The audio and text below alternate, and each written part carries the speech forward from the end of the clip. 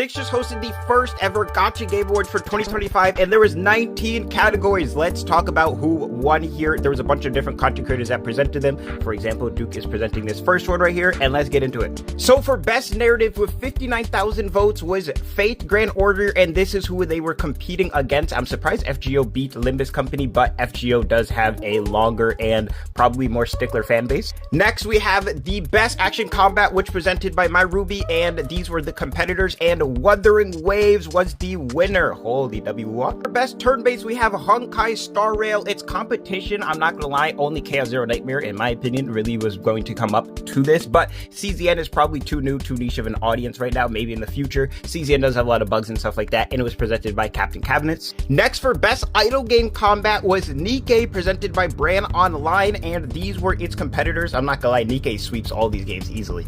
And next, we had Best Open World, and let's be honest here, this was Genshin Impact versus Wuthering Waves, but Genshin Impact came in with the sweep on Best Open World, presented by Genozad. And next, we had Best Voice Acting, which reverse 1999, they do have some goated VAs for sure. This was presented by Chirimu. And next, we have Best Husbandos. You don't even have to look at the category to know who is going to win this, presented by Sevi Plays herself. And next, we had Best Waifus here, presented by Uki TV, and the winner was Nikke. I love Zenless, but these games got them beat in the goon, let's be honest. Next, we have the Best Lore, presented by Kydro TV, and FGO was the winner. I'm not gonna lie, FGO has so much more lore in these games just because it's been out for like over 10 years, so I mean, let's be honest there.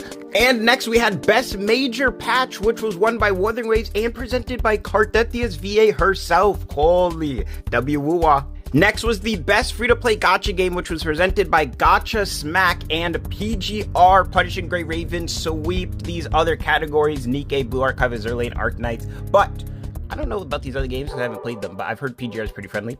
And for the next category, which was Best Non-Character Gacha Game, presented by Miss Stix, which is Mr. Stix's significant other here, Where Winds Meet, actually wasn't a full sweep. They had 20k more votes than Do It Night Abyss. My GOAT, Do It Night. I know they have problems, but you know, they're working on them. Also, Where Winds Meet is the GOAT, though. I gotta get caught up on Where Winds Meet, to be honest. And next, we had Best Soundtrack, presented by the music guy himself, Marco Meatball, and the winner was Arknights. I have heard some Arknights music. It is definitely jammer. I'm pretty sure they have Vanguard as their music maker. Then we have another interesting category here, Most Degenerate, presented by Guitar Rock, degenerate gacha creator by himself. I'm not gonna lie, good guy to present. It was Love and Deep Space. I mean, I'm surprised they won this, but it does make sense. For Best Art Design, Honkai Star Run, and it was presented by Red New.